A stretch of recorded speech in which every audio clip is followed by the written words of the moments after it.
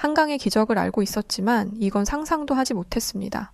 미국 최고의 환경 전문가였던 제가 70% 감소라는 믿을 수 없는 기적의 수치 앞에서 제 40년 경험이 무너져 내리는 순간이었습니다. 연간 비용 절감액이 10만 달러에 이르는 이 기막힌 기술이 한국의 아주 어린 한 중학생의 생각으로부터 시작되었다는 것에 전 세계가 놀라고 있습니다. 과연 무엇이 세계를 놀라게 했던 걸까요? 40년 경력의 베테랑 전문가마저 놀라게 했던 그날의 이야기 지금 시작합니다. 미국 북부 지역 출신이고 현재 나이는 62세로 은퇴를 앞두고 있던 저는 아론 스미스라고 합니다. 은퇴를 코앞에 두고 정말 예상치 못한 기회가 찾아와 이렇게 한국에서 생활하고 있습니다. 제가 40 무렵부터 건축 자재 회사에서 개발 관련 업무를 했는데 은퇴 직전에 우연히 한국의 기업과 협력 프로젝트를 맡게 되었어요. 한 3달 정도만 서울에 머무르면서 자문을 해달라는 제안을 받았는데 어느덧 1년이 넘도록 한국에 머물고 있답니다. 처음에는 저도 이렇게 오래 있게 될 줄 몰랐습니다. 제 일생에서 한국이란 나라에 대해 알던 건 한강의 기적이라든지 K-드라마가 요즘 세계적으로 인기가 많다든지 김치가 유명하다든지 정도였죠. 그런데 한국에 와서 직접 지내보니 정말 놀라운 문화를 경험하게 되었습니다. 특히 제게 가장 인상적이었던 건 한국이 환경 문제와 식문화 그리고 공동체 생활을 묘하게 결합해서 무언가를 혁신해 놓았다는 사실이었습니다. 저는 원래 건축 자재 중에서도 친환경 소재를 개발하는 일을 오래 해왔거든요. 그래서 환경에 관한 관심이 높았는데 그 시점에서 한국에서 경험하게 된 여러 시스템이 그야말로 제 40년 경력의 상식을 깨뜨려 버렸습니다. 오늘은 제가 한국에서 목격한 그리고 직접 참여하게 된 기적 같은 변화에 대해 말씀드려볼까 하는데요. 제가 62세라 아무래도 말주변이 뛰어난 편은 아니지만 제가 본 한국 문화의 놀라운 점들을 최대한 흥미롭게 전달해 드리고 싶어요. 처음 한국에 도착했을 때 저는 서울 한복판에 있는 호텔에서 1달 정도 지냈습니다. 번화가에 위치해 있다 보니 늘 사람으로 북적였어요. 출근 시간에는 지하철역에 사람들이 미어터질 듯 몰려드는 광경이 특히 인상적이었죠. 제가 원래 살던 미국 중소도시와는 전혀 다른 분위기였습니다. 그런데 이 도심 호텔에서 제가 놀라운 경험을 하나 했습니다. 아침 식사를 호텔 뷔페 식당에서 하게 되었는데 다른 외국인들은 평소처럼 접시에 음식을 가득 담았다가 많이 남기곤 하더라고요. 사실 저도 그동안 호텔 뷔페라면 원 없이 담아 먹고 남기면 그만이라는 안이한 생각이 있었어요. 미국에서 흔히 일어나는 일이니까요. 하지만 한국인 손님들은 달랐습니다. 대부분 필요한 만큼만 가져가고 음식을 깔끔하게 다 먹는 모습을 봤어요. 저도 모르게 저분들은 예의가 참 바르시네. 혹은 음식을 남기는 건 예의가 아니라고 생각하나? 하고 생각했습니다. 더 놀라웠던 건 호텔 직원들이 남은 음식물 쓰레기를 별도로 분리수거하는 과정을 유심히 볼 수 있었다는 점입니다. 사실 보통 호텔 뷔페장에서는 그저 남은 음식들을 한데 모아서 버리는 경우가 대부분이잖아요. 그런데 이곳은 음식물을 일일이 분리해 따로 처리하고 재활용 가능한 자재는 또 따로 모아두는 식이었습니다. 바쁜 아침 시간에도 말입니다. 호텔 측에 왜 그렇게 수고를 드리느냐고 물어보니 최근 한국 소비자들이 환경 문제에 관심이 많아서요. 저희도 이미지 차원에서 더 꼼꼼하게 분류를 하고 있습니다. 라고 하더군요. 그 말에 저는 조금 충격을 받았습니다. 분리수거가 이렇게까지 적극적으로 이루어진다는 게 놀라웠거든요. 제가 자문하는 프로젝트는 건축 자재에 관한 것이었는데 서울 본사뿐 아니라 지방에 있는 여러 시공 현장도 함께 돌아봐야 했습니다. 그래서 어느 날은 담당자인 김영호 팀장이라는 분과 함께 강원도 쪽 현장에 내려가게 되었어요. 가을이 막 시작되었을 무렵이라 서울과는 전혀 다른 맑은 공기와 높은 하늘이 저를 반겼습니다. 강원도에 도착해보니 현장 옆에는 공동급식소가 하나 있었습니다. 말 그대로 건설 현장의 노동자분들과 인근 지역 주민들이 함께 이용하는 식당이었어요. 저는 그저 고된 일 하시는 분들이 식사나 잘하시라고 만든 시설인가 보다 정도로 생각했습니다. 하지만 막상 들어가 보니 이곳도 또 제가 알던 급식소와 달랐습니다.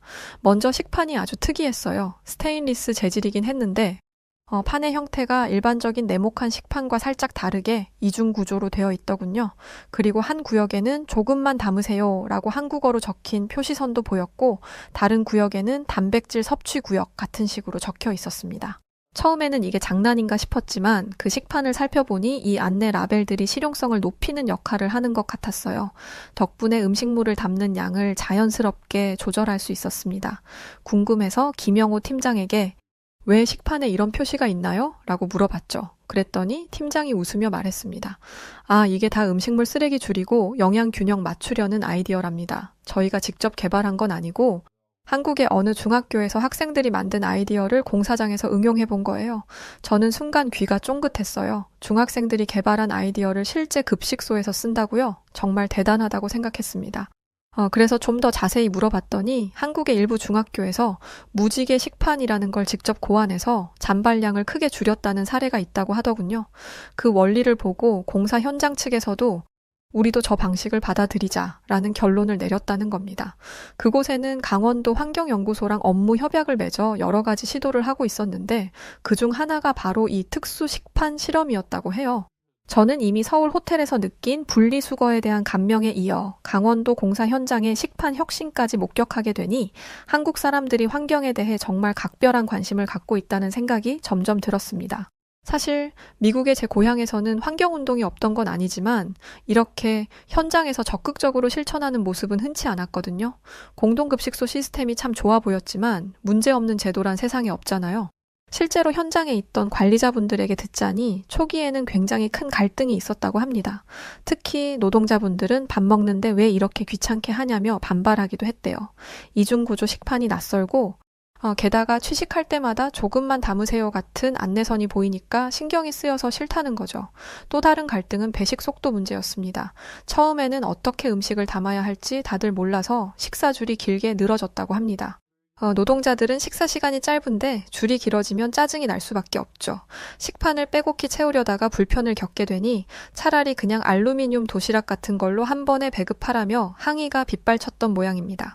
그런데 그렇게 갈등이 심해져서 중단될 뻔한 시스템을 다시 살려낸 건 현장에 파견된 정연희 연구원이라는 여성분이었다고 하더군요. 정 연구원은 이 시스템이 조금만 자리를 잡으면 분명히 폐기물 양이 눈에 띄게 줄어들 거라며 끈질기게 설득을 이어갔고 실제로 2주 정도 지난 후부터는 눈에 보이는 성과가 나오기 시작했다고 해요. 저는 이 이야기를 들으면서 이거야말로 한국이 가진 특유의 끈기와 집단 지성이 만들어낸 결과물이 아니냐고 감탄했습니다. 제가 한국에 온 이유는 한국 건설사와 저희 미국 본사가 합작 투자한 프로젝트의 자문을 맡기 위해서였습니다. 그런데 제가 강원도 현장에서 이런 재미있는 급식 혁신을 보고 듣고 다니니 미국 본사 쪽 담당자인 레이첼 부사장이 꽤나 의아해했습니다. 어느 날 레이첼에게서 영상통화가 왔는데 뜬금없이 묻더라고요.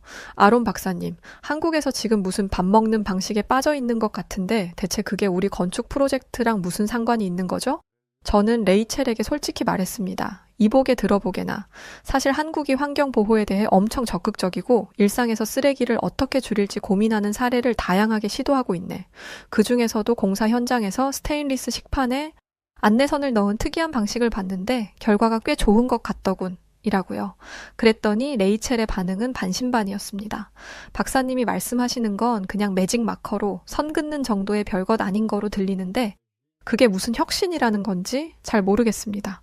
저도 그 심정을 이해했습니다. 눈에 보이는 건 그저 식판 하나에 구분선 몇 개 새겨놓은 거니까요.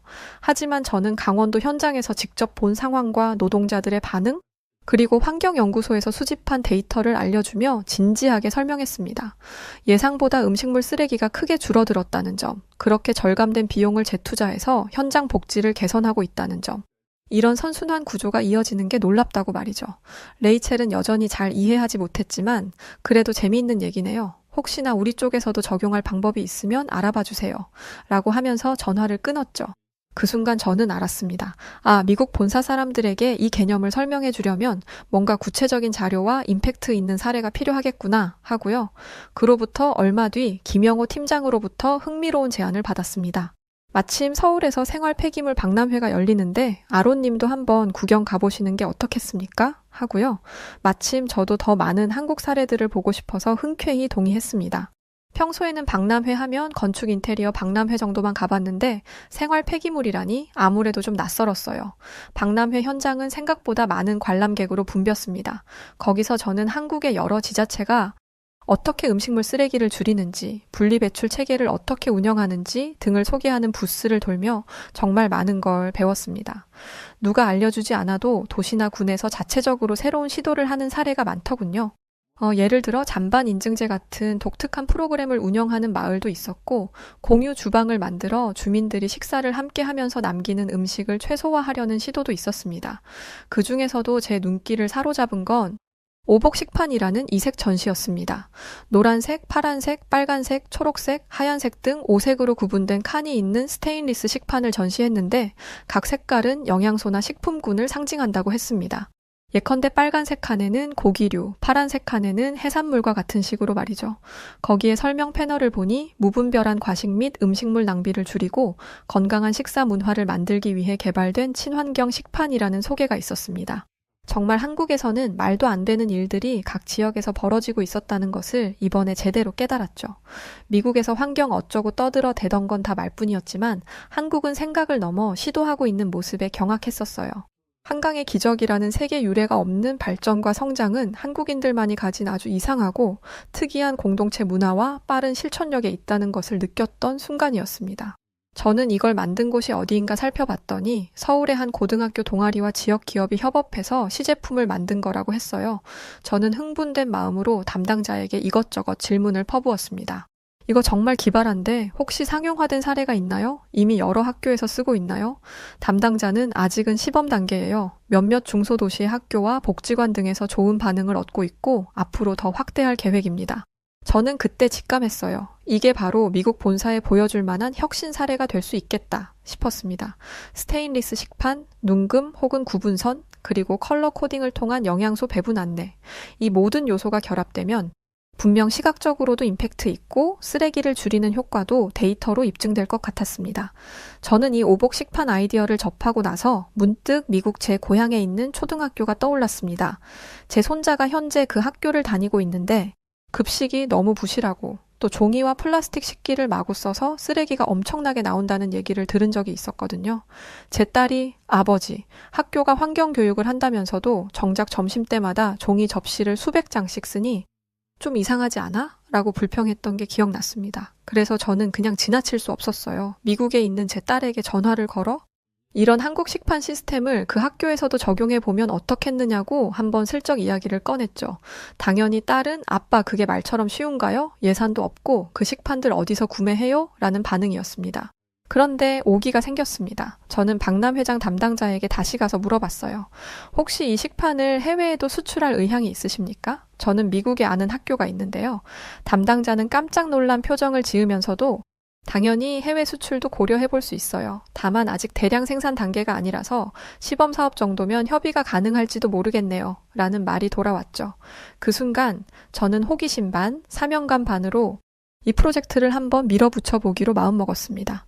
곧바로 김영호 팀장과 함께 식판 제작사 대표 그리고 환경연구소의 정연희 연구원과도 연락을 해서 미국 학교 시범 운영을 구체적으로 제안했죠. 한국에 온 지 얼마 되지 않은 외국인이 난데없이 이런 이야기를 꺼내니 처음엔 다들 의아해했습니다.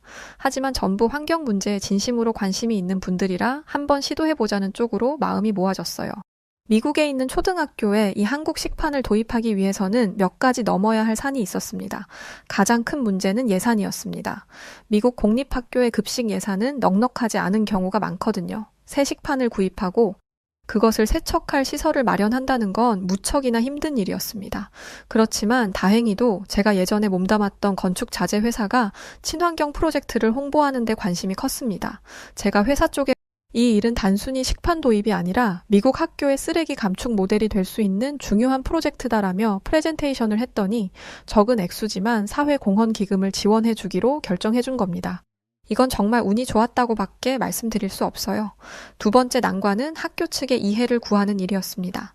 미국에 있는 그 초등학교 교장 선생님은 이런 혁신이 있을 순 있겠지만 우리 아이들이 낯선 식판을 싫어하면 어쩌죠? 라며 걱정이 많았다고 해요.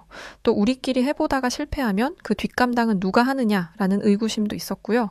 그때 도움을 준 분이 정연희 연구원이었습니다. 정 연구원은 강원도 공사 현장에서 사용했던 데이터와 한국에서 이미 몇 차례 수행된 시범 사업의 보고서를 정리해 영어로 번역해줬어요. 또한 국내에서 스테인리스 식판 도입 후 음식물 쓰레기가 70에서 80% 줄어든 구체적인 통계 자료도 제시했습니다. 그 자료를 교장 선생님과 학부모들에게 보여주니 이거 꽤 검증된 아이디어군요. 라며 조금씩 마음을 열기 시작하더군요. 모든 준비 과정을 마치고 미국 초등학교에서는 우선 4학년 학생 100명을 대상으로 한 학기 동안 시범 운영을 해보기로 했습니다. 한국에 오복 식판을 구입하고 학교 식당 한쪽에 가니 세척시설을 설치했죠. 초기 비용은 제가 설득한 기업 후원금과 식판 제조사의 일정 부분 무상 제공으로 마련할 수 있었습니다. 시범 운영 첫날, 저는 화상으로 그 광경을 지켜보았습니다. 미국 아이들이 처음 보는 한국 식판을 받고 우와, 무슨 우주선 같아. 색깔이 너무 예쁘다 하고 떠들썩해 했어요. 다행히 거부감보다는 호기심이 앞선 분위기였습니다. 교장 선생님도 방송실을 통해 오늘부터 새로운 시도를 하니 다들 협조해달라고 당부 말씀을 하셨죠. 하지만 예상대로 시행착오가 없을 수는 없었습니다. 예컨대 아이들이 어느 칸에 무엇을 담아야 할지 몰라 헤매거나 스프 같은 국물 음식을 어떻게 담아야 할지 혼란스러워하는 모습이 있었죠. 또 처음엔 세척 과정이 익숙지 않아 배출구 쪽에서 줄이 길게 늘어지기도 했습니다. 그 광경을 본 어떤 학부모들은 역시 이건 시간이 너무 걸린다. 옛날에 쓰던 종이나 플라스틱 접시가 편했는데 라는 반응을 보이기도 했어요. 그럴 때마다 학교 급식 담당인 리타 영양사가 동분서주하며 아이들을 지도했습니다. 리타 영양사는 미리 한국 쪽 연구진과 연락해 스프류를 담을 땐 이렇게, 빵류는 이렇게 라며 매뉴얼을 받아둔 상태였죠. 이 지침이 꽤 꼼꼼하게 작성되어 있어서 점차 아이들도 오복 식판 사용에 익숙해져 갔습니다. 시범 운영을 시작하고 딱 4주가 흘렀을 때 학교 측에서 중간 점검 차원으로 음식물 쓰레기 계량을 실시했습니다. 보통 4학년 전체가 한 달 동안 발생시키던 음식물 쓰레기가 과거 평균치로 약 300kg 정도였는데 무려 110kg으로 줄어든 거예요. 학부모와 교직원 모두 놀랐습니다. 그래도 아이들이니까 조금은 남길 수도 있지 않을까라고 생각했는데 그 예상보다 훨씬 많이 줄었거든요. 아이들도 자기들끼리 자랑스럽게 얘기하기 시작했어요. 우리 반은 남긴 음식이 얼마 없어. 나는 오늘도 싹싹 먹었어. 이런 식으로요. 어떤 면에서는 게임처럼 즐기는 분위기가 만들어졌다고 합니다. 교장 선생님이 그 이야기를 제게 전해주며 영상 통화 속에서 아론 박사님 정말 대단하네요. 저도 솔직히 반신반의했는데 이 정도일 줄은 몰랐습니다. 라고 놀라움을 감추지 못했죠. 이렇게 긍정적인 결과가 나오자 지역교육청에서도 관심을 가지기 시작했습니다. 심지어 지역 언론에서 한국의 특수식판 도입으로 미국 초등학교 음식물 쓰레기 대폭 감축이라는 제목으로 기사를 쓰기도 했어요. 그 기사에는 리타 영양사의 인터뷰와 함께 제가 제공했던 한국 측 데이터가 소개되어 있었습니다. 하지만 모든 일이 순조롭기만 한 건 아니었습니다. 중간에 또 다른 문제가 발생했는데 그건 바로 과도한 먹기 강요 문제였습니다. 한국의 급식 문화에서도 가끔 발생하는 일처럼 음식을 남기지 말아야 한다라는 의식이 너무 강조되다 보니 일부 교사나 학부모가 아이들에게 그냥 다 먹어 라고 강압적으로 지시하는 경우가 생긴 겁니다. 어떤 아이는 나는 원래 우유를 못 마시는데 남기면 혼날까봐 꾸역꾸역 마시다 배탈이 났다 라며 울먹였다고 해요. 또 다른 아이는 빵이 너무 많아 배부른데 선생님이 남기지 말라고 해서 억지로 먹다가 토할 뻔했다고 호소했다고 하고요. 그런 사례가 언론에 한번 나오니 비판적인 시각이 커졌습니다. 환경을 위한 건 알겠지만 아이들에게 억지로 먹게 만드는 건 문제 아니냐라는 의견이 터져 나왔죠. 그때 한국 측의 정현희 연구원이 아주 중요한 조언을 해줬습니다. 스테인리스 식판이나 무지개 식판 같은 게 잔반을 줄이는 핵심은 맞지만 그건 어디까지나 아이들이 스스로 음식을 선택하도록 유도하는 장치일 뿐 억지로 먹게 만들면 안 된다는 것이었어요. 다시 말해 음식물 쓰레기를 줄이려면 아이들이 적정량을 직접 담게 하고 남기지 않도록 자발적인 습관을 형성해야 한다는 거였죠. 그 얘기를 듣고 아차 싶었습니다. 미국은 원래 동그란 플라스틱 원판을 식판으로 사용했습니다. 음식들이 모두 뒤섞이고 나중에는 음식 같지 않는 음식이 되어버리는 경우가 허다했어요. 보기에도 좋지 않았죠. 그래서 한국에서 가져온 오복 식판은 그런 음식들을 구분할 수 있도록 하고 음식 본연의 맛을 식사가 끝날 때까지 느낄 수 있었지만 여기에 의식이 따라주어야 한다는 점, 그리고 각각의 영양소에 맞는 음식이 이어야 한다는 점. 즉 한국의 수준 높은 의식이 함께 해야 했는데 식판만 바뀌었지. 미국인들의 비상식적인 습관들과 인스턴트 음식들이 발목을 잡았던 것이죠. 이건 정말 큰 문제였어요. 사람의 DNA까지 바꿀 수 있는 건 아니니까요. 결국 학교 측은 교사와 학부모를 대상으로 다시 한번 오리엔테이션을 열어 절대 강압적으로 음식 섭취를 강요하지 말 것, 그리고 아이들이 식판에 음식을 담을 때 자유롭게 선택하도록 할 것을 강조했습니다. 동시에 급식 실내 안내문에도 과한 섭취는 몸에도 해롭습니다. 원하시는 만큼만 담으세요. 라는 안내 문구를 붙였죠. 이런 조치가 이뤄진 후부터는 강제 먹이기 문제가 점차 사라졌습니다. 시범 운영이 반 학기를 넘어가면서 이미 수치로도 음식물 쓰레기가 꾸준히 줄고 있었고 아이들의 만족도 역시 높게 나왔습니다. 그렇게 되자 미국 내 다른 학교에서도 관심을 보이기 시작했어요. 제가 몸담았던 회사가 운영하는 공식 SNS에 우리는 어떻게 하면 이 식판을 도입할 수 있나? 라는 문의가 쏟아졌다고 합니다. 또 이 이야기가 지역을 넘어 인근 주까지 퍼지면서 뉴스 채널에서 특집으로 다뤘어요. 저도 원격 인터뷰를 통해 한국에서의 경험이 어떤 계기가 되었는지를 설명했습니다. 제가 처음엔 단지 건설 현장 자문으로 왔는데 한국의 환경 문화를 보고 영감을 받았고 이렇게 미국 학교에 적용해보니 놀라운 결과가 나왔다라는 식이었죠. 그리고 어느새 이 이야기는 미국뿐만 아니라 유럽 쪽의 교육 관련 포럼에도 소개되기 시작했습니다. 제가 알기로 몇몇 스페인 학교 관계자들이 우리도 시범 도입해보고 싶다며 한국 업체에 연락을 해왔다고 들었습니다. 물론 아직은 소규모 사례일 뿐이지만 분명 중요한 흐름이 생겨나고 있는 겁니다. 이쯤 되니 저도 문득 제 자신을 돌아보게 됐어요. 사실 1년 전까지만 해도 은퇴하면 그냥 편히 낚시나 즐기면서 살겠다 정도로만 생각했죠. 그런데 한국에서의 체류가 길어지면서 오히려 새로운 삶의 의욕이 생겼습니다. 제가 이렇게 노력해서 작은 변화를 일으킬 수도 있구나 하는 보람이랄까요? 그리고 무엇보다 한국인들의 생활 방식 중에서 협동과 실천을 중시하는 태도에 깊이 감명받았습니다. 물론 사람들이 모두 친절하고 착하기만 한 건 아니지만 막상 공익적인 프로젝트가 생기면 의외로 좋아요 한번 해봅시다 라고 적극 협력해주는 분위기가 있더라고요. 강원도 공사 현장에서도 호텔 뷔페장에서도 생활 폐기물 박람회에서도 저는 이런 협동 정신을 곳곳에서 느낄 수 있었습니다. 물론 한국인들이 완벽하냐? 사실은 한국인들도 시행착오가 많았다는 걸 알게 됐습니다. 예를 들어 아이들이 뭘 담아야 할지 몰랐던 초창기 문제도 그렇고 한국의 노동자들이 배식 속도가 느려서 갈등이 생긴 공사 현장 사례도 그렇고요. 그러나 한국은 그 문제를 해결해 나가는 과정에서 데이터를 모으고 현장 전문가와 협력하며 결국엔 더 나은 방식을 찾아냈고 여기에 한국의 높은 시민의식이 더해지면서 완벽한 시스템으로 구축되는 모습을 저는 생생하게 두 눈으로 목격할 수 있었어요. 한국은 전 세계 그 어느 나라도 못했던 일들을 아주 가장 빠른 시간에 해결하고 발전시키고 혁신시켜오며 그 조그만 국토와 인구로 세계 강대국이라는 뜻깊은 타이틀을 거머쥔 나라입니다. 별거 아닌 식판의 사례였지만 제가 모르는 수많은 분야들 속에서 이런 놀라운 이야기들이 가득하겠죠. 우리 미국은 넓은 영토와 많은 인구에도 한국의 어린 중학생의 아이디어로 만들어진 시스템에 경악하며 경탄하고 있습니다. 이 얼마나 형편없는 국가인가요? 3억이라는 엄청난 인구가 사는데 왜 세계 최정상 국가라는 미국에서는 이런 번뜩이고 기막힌 생각들을 하지 못하는 걸까요? 참 이런 걸 보면 한국은 정말 대단한 국가입니다. 시범 사업이 성공적으로 정착되는 걸 지켜보고 나니 이제 제가 한국에서 할 일은 어느 정도 마무리된 느낌이 들었어요.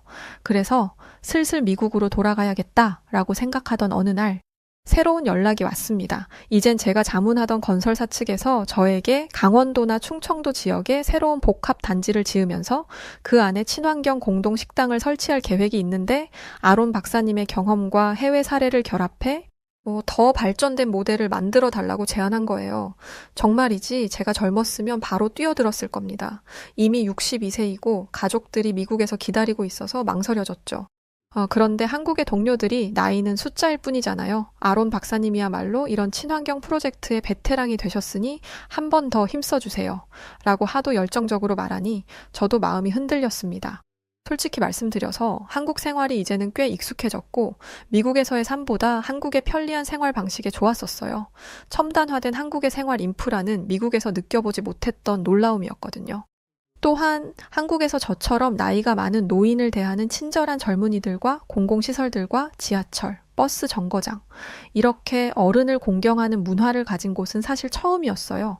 단지 가족을 보지 못하는 것이 아쉬울 뿐이었죠. 한국이라면 괜찮을 것 같았습니다. 그래서 조금 더 머무르면서 또 다른 프로젝트를 도전해볼 만하다는 생각도 들었어요. 무엇보다 이곳에서 더 많은 분들과 교류하며 작은 아이디어가 현실을 어떻게 바꾸는지를 또 지켜보고 싶었습니다. 미국 초등학교에서 식판 하나로 큰 변화를 일으킨 것처럼 한국의 새 프로젝트에서도 혁신을 만들어낼 여지가 충분히 있어 보였거든요. 그렇게 해서 저는 계획보다 훨씬 오래 한국에 머무르게 되었습니다. 지금은 강원도와 충청도를 오가며 지역의 주민들과 함께 공동급식, 공동부엌 같은 개념을 연구 중입니다. 곡물이나 채소 같은 지역 특산물을 활용해 로컬 푸드 시스템을 만들고 음식물 쓰레기는 어떻게 줄일지, 혹은 퇴비화를 적극적으로 할지 이런 고민들을 이어가고 있어요. 나날이 재미있는 시도들이 쌓여가고 있고 저 역시 매일 설렘 속에서 일하고 있습니다. 보고 싶은 제 가족들은 제가 한국으로 곧 초대할 생각이에요. 물론 우리 가족들 역시 저를 보기 위해 한국으로 오겠다는 뜻을 밝히면서도 적지 않은 나이에 머나먼 타지에서 이렇게 오랜 시간 제가 지낼 거라고 생각하지 못했었다고 합니다. 우리 가족들이 한국에 와본 적도 없고 저는 확신이 들어요. 분명 한국의 인천공항에 발을 떼자마자 두 눈이 동그라져서는 이곳저곳 미어캣처럼 두리번거리며 놀랄 가족들의 눈이 선할 것이라는 게 말이죠. 요즘 한국이라는 나라를 모르는 국가는 거의 없을 거예요. 하지만 TV로 지켜보는 모습과 실제로 한국에서 잠시라도 살며 한국의 문화와 한국 사람들을 대해본다면 화면에서 보이는 그 이상의 정말 놀라운 경험을 하게 될 것이고 눈으로 보이는 수치보다 더 대단하고 엄청난 저력을 가진 나라라 여기게 될 거라고 봅니다. 제가 이 이야기를 이렇게 길게 전해드린 이유는 한국의 문화와 시스템이 결코 완벽해서가 아니라 아주 작은 아이디어라도 현장에서 실천하고 발전시키면서 변화를 만들어낸다는 점을 보여드리고 싶었기 때문입니다. 어쩌면 한국 분들은 우리나라도 문제 많아요. 음식물 쓰레기 여전히 많고 재활용 문제도 골치 아파요. 라고 생각하실지 모르겠습니다. 그러나 제가 외부인의 시선으로 본 한국은 문제를 문제로만 남겨두지 않고 현장에서 다양한 해결책을 시도해보는 열정이 넘치는 나라였습니다. 또 이 작은 성공 사례가 미국 초등학교를 비롯해 다른 나라까지 퍼져나가는 걸 보면 정말 세상이 글로벌하게 연결되어 있다는 걸 느낍니다. 한편으로는 한국 중학생들이 만든 무지개 식판 아이디어가 일본의 호텔에서 적용됐다는 기사도 접했고 이제는 미국과 유럽까지도 관심을 두고 있지 않습니까? 이 흐름을 보면서 환경보호나 공동체 문제 해결은 결국 국경을 넘어서는 협력이 필요하다는 사실을 다시금 깨닫게 됩니다. 마지막으로 제가 62세에 이렇게 새로운 삶에 뛰어들 줄은 상상도 못했어요. 혹여 이 글을 읽고 계신 50대 혹은 70대 분들이 계신다면 인생은 끝까지 뭔가 새로운 길이 열릴 수 있다는 걸 말씀드리고 싶습니다. 저도 은퇴하면 낚시하고 손주들이랑 노는 게 전부일 줄 알았는데 한국에서 음식물 쓰레기 줄이는 일에 애쓰며 살게 될 줄이야 누가 알았겠습니까? 오늘 제 이야기가 조금 길었습니다. 한국에서 태어나 한국에서 평생을 살아오신 저와 동갑내기 친구분들 그리고 인생 선배 여러분들의 삶이 참 부럽습니다. 남은 여생 한국에서 조금이라도 그 기운을 느껴보며 열심히 살다 가겠습니다. 네, 오늘 사연은 여기까지입니다. 적지 않은 연세에도 이렇게 도전하고 뭔가를 시도하려는 모습이 참 멋지시네요. 물론 우리 대한민국을 세계 강대국으로 만들어주신 우리 할아버지, 할머니들이 더 멋지지만요. 여하튼 오늘 사연 어떻게 들으셨나요? 사연이 좋으셨다면 구독과 좋아요 부탁드립니다. 그럼 지금까지 사연을 전해드린 여우튜브 송은지였고요. 저는 더 좋은 영상으로 다시 찾아오겠습니다. 영상 시청해주셔서 감사합니다. 그리고 늘 고맙고 언제나 사랑합니다. 여러분들 항상 건강하세요.